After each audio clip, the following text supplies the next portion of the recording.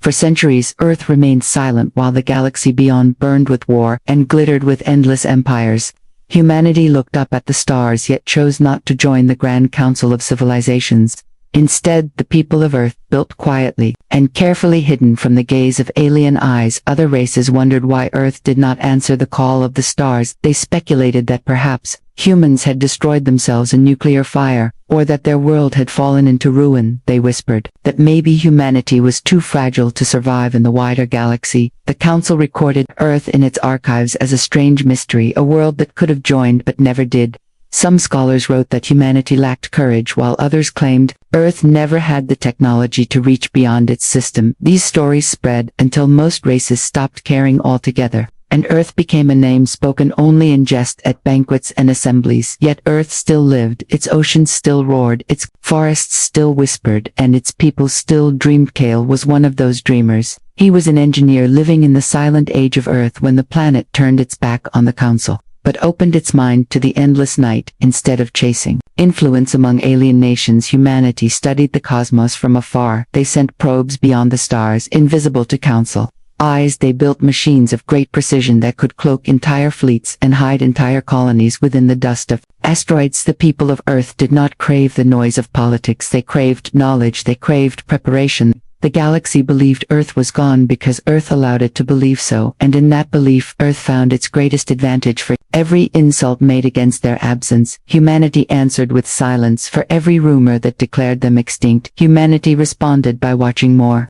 carefully from the shadows. While empires rose and fell in brutal wars, while alliances shattered under pride, Earth kept building. It was like a mountain beneath the sea, vast and unseen, yet unshakable. Children on Earth grew up hearing the stories of the Council and their arrogance. They were told not to fear the laughter of other races, but to remember it and to carry it as a lesson. Patience was carved into the heart of humanity. During those long centuries they learned not to strike first but to prepare, so that when the time came no empire, no council, no voice in the galaxy could stand against them. Yet, even as Earth built and planned, there were voices within its people that questioned the silence. Some asked why they endured insult after insult. Others believed the time would come when silence would no longer serve. Humanity was not made only to endure, it was made to rise. But the elders of Earth answered, wait, the galaxy is not ready for our return. The stars will mock us until the moment comes when they cannot stand.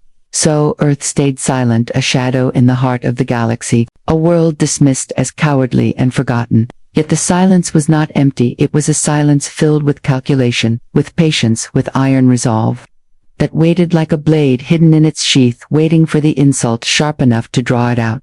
The Galactic Council chamber stood as a monument to arrogance. It was a colossal structure carved into the heart of a hollowed star, orbiting a system of twin suns. The walls were lined with banners of 100 species glowing in colors that shimmered against the chamber floor. Each seat was filled by rulers and delegates, whose voices carried the weight of entire civilizations. And yet, in the center of the hall, there remained one chair that was always empty, the seat of Earth. The delegates often pointed to that chair as a symbol of failure. They laughed at the still silence of Earth and compared it to a grave. A representative of the Thalax Empire once declared before the full assembly that humans were nothing more than primitive shadows, locked on a dying world. The statement was met with thunderous laughter. The council archivists even joked that they would preserve Earth in records not as a living world, but as a cautionary tale of cowardice. Every new session the insults grew sharper. Each time Earth refused to appear, it gave the Council more fuel for ridicule. They called humans ghosts, they called them relics, they mocked the blue world as a stagnant pool. While the rest of the galaxy surged forward with conquest and trade, they scorned the silence as weakness. They proclaimed that the empty chair should be removed.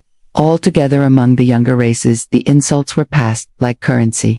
They learned to measure their importance by the ease with which they could insult Earth. Without Earth to defend itself, it became the easiest target of all. The name of humanity was spoken not with respect but with ridicule at marketplaces, in academies, and across broadcast waves. That mockery slowly shaped generations of aliens who believed Earth had no right to exist among the stars. Still, the Council continued with its business, debating trade wars, colonization treaties, and border conflicts, yet the shadow of Earth always lingered in the chamber. The empty chair remained like a stone in the throat of the council, a reminder that a world had once been offered a seat and had chosen to stay silent. They hated that silence, for silence gave them nothing to control, nothing to manipulate, and nothing to crush, and so they twisted it into weakness and mocked it endlessly for centuries. The jokes endured. Delegates of the older races began their speeches by mocking humanity, just to earn applause. The Zorathians compared humans to animals. The Lutheri claimed Earth must have been cursed by its own gods. The Rin Confederacy used the name of humanity as a word for cowardice. Whole languages reshaped the name of Earth into Inspultand. Yet across the stars within the blue and green world, beneath its veil of silence, humanity listened. They recorded every word, every jeer, every declaration against them. They stored those words not in anger but in memory. Because silence is not forgetfulness, silence is patience. The galaxy did not know it, but every insult fed the storm that Earth kept hidden behind its walls of shadow. As the centuries turned, the young races who entered the Galactic Council grew up hearing only stories of Earth through the lips of their elders. They had never seen humans, never met one, never even glimpsed a true image of the blue planet beyond old council records. Yet the council's endless mockery shaped their minds, and so Earth became not a mystery but a joke passed from mouth to mouth across generations. In the academies of the Korthas, students laughed when their instructors compared failed civilizations to Earth. They said that a nation could fall into silence like the humans and never rise again. In the marketplaces of the Luthori planets, vendors painted caricatures of humans as soft, hunched beings too afraid to step beyond their skies. On the broadcast networks of the Rin Confederacy, entire comedy shows were built upon the idea of humans hiding under their oceans. While the stars burned bright with progress, the young absorbed these images as truth. They believed Earth was a fossil of history, not a living force. The galaxy's culture reshaped the word human into something small and pitiful. In languages across systems, the name of Earth became synonymous with cowardice. A commander who retreated from battle was said to have fought like a human. A race that refused to expand was accused of having the sickness of Earth. Some wondered why the council kept the empty chair in its chamber. If Earth was truly irrelevant, many claimed it was kept only as a trophy of shame, a reminder that silence had no place among the stars. And yet, the chair remained unoccupied and untouchable. There were whispers among the most cautious that perhaps removing it would invite a curse or stir whatever still lingered on the blue world, but the louder voices always drowned out the whispers. They insisted that Earth was powerless and would never answer. Mockery turned to habit, habit turned to tradition, and soon the insults of Earth were spoken without thought. The council had created an entire culture of derision, one that made them feel powerful and secure by pressing down on a silent world. They did not realize that every insult was a thread woven into a vast tapestry of arrogance, a tapestry that humanity was quietly watching and recording. Through all this, Earth remained still. Its silence stretched longer than empires and outlasted wars fought between alien powers. Humanity did not flinch from the endless wave of mockery. Instead, it buried itself deeper into shadows, building in secret, growing stronger in the dark. The council never considered that silence could be strategy. They saw only weakness and fed upon it like carrion birds circling a corpse. Yet the silence was not endless. Though the young races believed Earth had vanished into dust, the truth was far more dangerous, for humanity had endured insult after insult, and in the endurance it had forged patience into steel. Soon the weight of centuries of laughter would collapse under its own arrogance. And when that moment came, the galaxy would learn that silence is not absence, but preparation. While the galaxy mocked Earth and dismissed humanity as a forgotten people, the truth within the blue world was very different. In the silence of centuries, humanity did not wither. Humanity thrived. Their cities grew taller, their machines grew faster, their science pierced deeper into the heart of the cosmos. Every insult cast from the council chambers echoed faintly in hidden archives on Earth, recorded and preserved, not as reminders of pain but as fuel for patience. Deep beneath the ocean's colossal research stations stretched across the seafloor, powered by geothermal vents. Their laboratories designed technologies that could bend light itself, rendering fleets invisible to the eyes of even the most advanced scanners on the barren surface of the moon. Vast forges worked day and night, building engines of starships that never appeared on council charts. Beyond Mars, shipyards hidden under shifting dust storms constructed armadas of steel. Their size eclipsed anything the galaxy had known. Farther still, at the edges of the solar system, humanity built colonies within icy moons of Jupiter and Saturn. Entire societies thrived there, under domes of crystal, learning to survive in hostile environments while perfecting technologies that would one day allow them to travel undetected between the stars.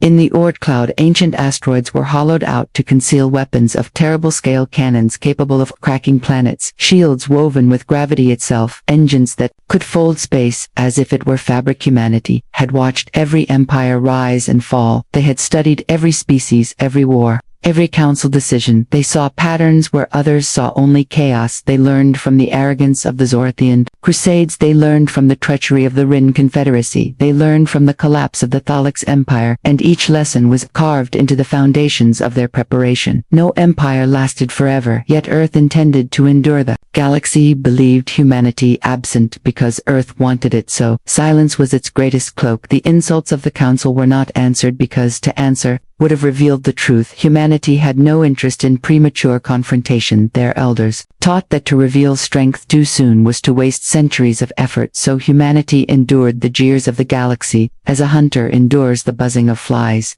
waiting for the prey to step into its path. And secret humans expanded beyond their home system. Their fleets did not shine with banners or leave trails for scouts to follow. Instead, they glided through the dark between stars, cloaked by technologies the Council could not even imagine. Colonies grew in the shadows of nebulae hidden from every chart. They formed a network so vast that even if Earth itself were destroyed, humanity would survive to strike back. The galaxy had mistaken silence for weakness, but silence was never weakness. Silence was a forge where steel was tempered. It was a cloak that hid the blade from sight. It was the patience of a storm gathering strength across centuries. Unseen and unstoppable, humanity was not gone. Humanity was waiting. The final insult came not from whispers or jokes, but from an official decree spoken aloud in the heart of the Galactic Council chamber. The delegates gathered as always, banners of 100 empires shimmering above them, voices echoing through the vast dome. The air was thick with arrogance. As the Council prepared to erase Earth from its records altogether, the motion declared that a world which refused to take its seat had no right to remain in the archives of galactic history. The Thalix delegate stood tall, its scaled body glittering in the light, and it called humanity a parasite clinging to a forgotten world. It declared Earth a myth, a corpse of stone and water unworthy of remembrance. The hall erupted in applause. The Rin ambassador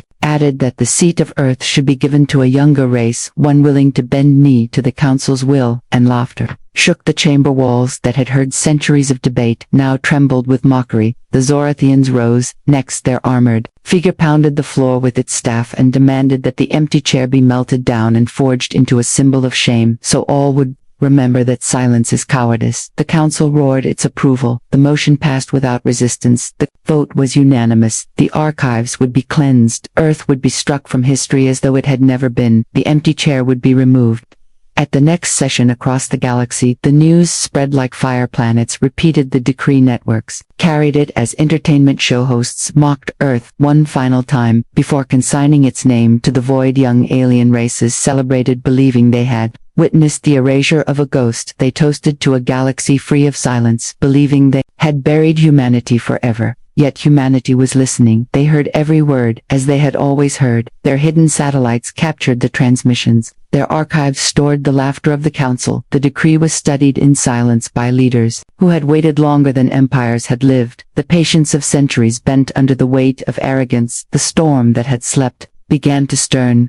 Earth, the elders gathered in the Council beneath the oceans of the Atlantic, their voices calm, their decisions precise. They declared that the moment of silence had ended. The insults had been endured long enough. The time for patience was over. The time for reckoning had come. They did not call for revenge. They did not call for conquest. They called only for recognition. Recognition that humanity was not absent, not weak, not gone, but present, and unbroken. Fleets hidden beneath ice prepared to rise. Engines that had not burned for centuries roared to life. Shields shimmered over colonies that had never been marked on any map. Across the void, the human diaspora stirred, united by a single purpose: to answer the galaxy, not with words alone, but with undeniable truth. Humanity would no longer remain a shadow. Humanity would step into the chamber, and the stars themselves would listen. The silence that had protected them had reached its end. The insult that shattered patience became the spark of reckoning, and for the first time in centuries, Earth prepared to speak. The day of the council session arrived. The chamber glittered with light from twin suns streaming through crystal walls. Delegates filled their seats with pride. Banners shimmered with radiant color, and the empty chair of Earth sat at the center, soon to be removed according to decree. The mood was triumphant. The air carried the sound of laughter and expectation. No one expected what came next. Thus, the council prepared to cast the final ceremonial vote. The doors at the far end of the hall opened with a quiet hum. A single figure entered. He wore no armor, no radiant robes, no mark of rank. His clothing was simple, dark, and unadorned, yet the sound of his footsteps silenced the laughter. In an instant the chamber grew still, as the figure walked slowly forward toward the empty chair that had been mocked for centuries. The delegates turned their heads in disbelief. Some whispered that it was an impostor. Others muttered that perhaps the council guards had failed to secure the chamber. Yet the figure walked with calm, steady movements, and his eyes were fixed on the seat that had always remained untouched. He reached the center and turned to face the council. His gaze swept across the assembly with the weight of centuries behind it. For the first time in living memory, a human stood before the council. He did not bow, he did not kneel, he simply stood. His presence alone was enough to shake the room. Delegates who had mocked Earth for centuries found themselves without words. The silence pressed heavy over them, a silence deeper than any insult they had spoken, a silence that now belonged to the human, not to them. When he spoke, his voice was calm, yet it struck like thunder across the chamber. He said that Earth had heard every insult, every word spoken against its name. He said that humanity had endured the jeers and the laughter not because it was weak, but because it was patient. He declared that the silence of Earth had not been absence, but preparation for centuries. Humanity had listened for centuries, humanity had learned, and now humanity would be silent. No longer. The council erupted into chaos. Some demanded the human be removed, others shouted that this was an act of defiance. Some even laughed again, though the laughter carried a note of fear. Yet the human did not flinch. He raised his hand, and the great sphere above the chamber flickered. Instead of the council crest, the projection shifted, and the image of Earth appeared, spinning in vibrant color. Oceans shimmering, and continents glowing with light. Gasps filled the hall, as data flooded the screens surrounding the chamber. Images of fleets rising from the ice, of distant moons, of colonies hidden in nebulae, of weapons unlike any the council had seen. Each image undeniable proof that humanity had not only survived, but advanced beyond expectation. The laughter ceased. The voices stilled, and the silence returned, but now it was a silence of fear and awe. The human looked upon them all, and spoke once more. He said the reckoning had begun, not a war, not a conquest, but a demand for respect, a demand for recognition.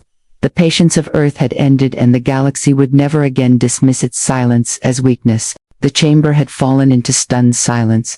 The human envoy stood before the delegates, with the image of Earth glowing above him. Oceans and continents turned slowly across the projection, its blue light reflecting across the faces of those who had mocked it for centuries. The silence was broken when the Zorothian warlord slammed staff against the floor, demanding the envoy reveal his purpose, or be cast out in chains. The human only raised his eyes and began to speak. He did not shout, he did not plead. His voice was calm, steady, and deliberate, yet with every word the chamber shook, not with sound, but with weight. The envoy began to reveal truths that should have been buried, truths that only the most ancient archives contained. He spoke of the Rin Confederacy and their betrayal of the Valor Alliance. 3 centuries passed, a secret the Rin believed erased from all records. He spoke of the Thalax Empire and their hidden massacre of their own colonies to seize control of rare minerals, a crime their leaders had sworn never happened. He spoke of the Zorathians themselves and their shameful surrender during a forgotten war, when their armies bent knee to a smaller race in exchange for survival. The chamber erupted. Delegates rose in fury, shouting denials, demanding to know how the human possessed knowledge older than their own bloodlines. Some called him a liar.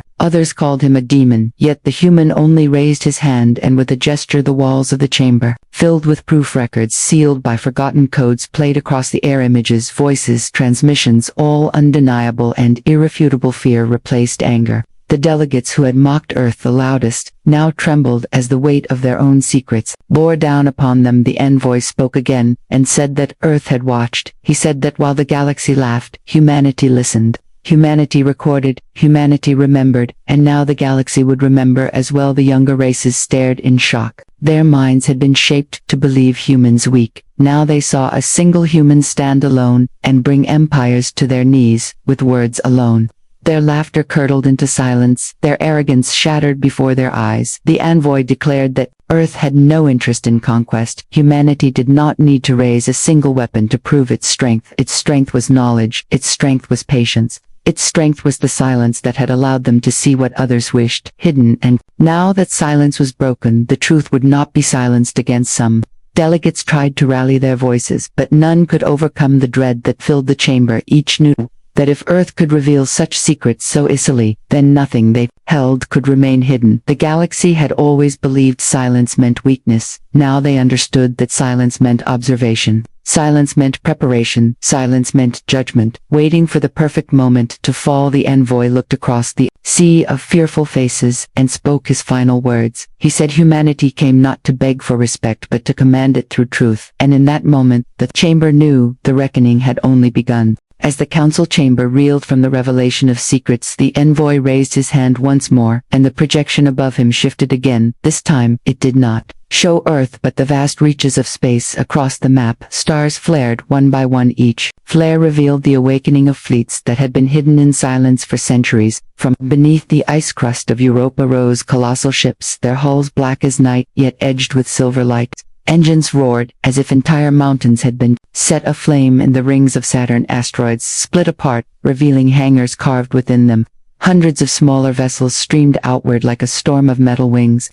In the shadows of the Kuiper Belt, titanic carriers emerged, their surfaces coated in cloaking fields that dissolved as they powered to life beyond the solar system. Other signals appeared. Colonies once thought dead revealed themselves, whole cities thriving beneath the glow of artificial suns. Fleets long concealed within nebulae, activated in synchrony weapons systems that bent gravity itself, hummed with power as vast structures realigned to focus on the galactic core. Humanity had not been absent. Humanity had spread. Humanity had built an empire without ever declaring its existence. The council delegates stared in horror. Some could not believe their eyes. They demanded to know if these were illusions, if the human envoy was deceiving them. Yet, deep within their own networks, confirmation came. Unbidden sensor stations reported massive energy spikes on the edges of known space. Merchant vessels sent frantic messages describing ships unlike any seen before, entire formations moving in silence like a tide approaching from the void. The younger races who had grown up mocking Earth trembled with disbelief. The word human had always meant weakness, but now it became something else entirely. It became a shadow that stretched across the stars, threatening to blot out everything they thought they knew. Their leaders whispered in fear. What else had Earth hidden? How much power lay beneath its calm silence? The envoy spoke again. His words were measured, his tone unshaken. He told the council that humanity did not seek conquest. Humanity had no need to claim territory by force. For centuries, Earth had prepared not to dominate but to endure. The fleets rising from the dark were not built to invade but to ensure that no one could ever again dismiss humanity as weak or forgotten. And yet the sight of those armadas, the glow of their engines, and the endless formations of ships inspired dread more powerful than any invasion could the galaxy had always believed. Silence was harmless now. Silence revealed itself as the most dangerous weapon of all, for silence had hidden strength that none could measure, patience that none could outlast, and unity that none could fracture. In that moment the galaxy understood humanity had chosen the timing, humanity had chosen the stage, humanity had chosen to reveal itself. When the insults grew too loud to ignore, the reckoning was no longer a threat, it was already upon them. The chamber quaked with silence after the fleets were revealed. Delegates who had laughed minutes earlier now sat frozen, their voices stolen by the enormity of what they witnessed. For centuries they had mocked humanity, believing it to be absent or destroyed. Now the truth towered before them like an unmovable mountain. Earth had been patient, Earth had been watching, Earth had been preparing, and now Earth had arrived. The human envoy stood beneath the glow of the fleets projected above him. His figure seemed small compared to the armadas, yet every eye in the chamber was fixed upon him, as if the weight of all those ships pressed Through his presence alone he lifted his gaze and spoke once more. His words were calm and steady but carried the force of judgment. He said, "Humanity did not come for war. Humanity did not come to conquer. Humanity came to end the mockery. Humanity came to claim its rightful place." The delegates shifted uncomfortably. Some whispered to one another, voices sharp with fear. The Rin ambassador, who had mocked humanity the loudest earlier, now bowed his head, avoiding the envoy's eyes. The Thalix delegate, who had demanded Earth be erased, clenched its claws in silent rage but dared not speak. The Zorathian warlord gripped its staff, yet its hands trembled, and the sound of metal scraping against the floor betrayed its unease. The envoy continued, "Humanity did not demand apology. Humanity did not demand tribute. Humanity demanded respect for centuries. The Council had mistaken silence for weakness, but silence was strength. Silence was patience, silence was knowledge and power forged in the shadows." The envoy declared that Earth would no longer remain in silence. Humanity would speak and the galaxy would listen. Hush spread through the chamber. As the reality settled over every delegate, the fleets above their heads remained poised, not moving to talk to attack, yet their presence alone was enough to shake the hearts of entire civilizations. The delegates knew that, if humanity had desired conquest, it could have revealed its strength in fire and destruction. Instead, humanity had chosen to reveal its power without bloodshed. And that choice terrified them more than any war could. One by one voices rose in the chamber, not in defiance but in surrender. The council elder of the Luthari stood and bowed before the envoy, pledging recognition. The Rin ambassador followed, whispering words of allegiance. The Zorathian warlord lowered its staff for the first time. In living memory, a tide of reluctant respect filled the hall, as races that had mocked Earth for centuries now bent their pride before it. The envoy did not smile, he did not celebrate, he simply nodded and turned to the empty chair that had waited. In silence for generations, he sat upon it with quiet resolve, and in that single act, centuries of insult shattered into dust. The chamber filled with the glow of Earth's fleets, one final time before fading back to the crest of the Council. Humanity had spoken, humanity had risen, humanity had claimed its place, not with war, not with conquest, but with patience unbroken and power undeniable. The reckoning was complete, and the galaxy understood at last that silence is not surrender. Silence is the storm before dawn.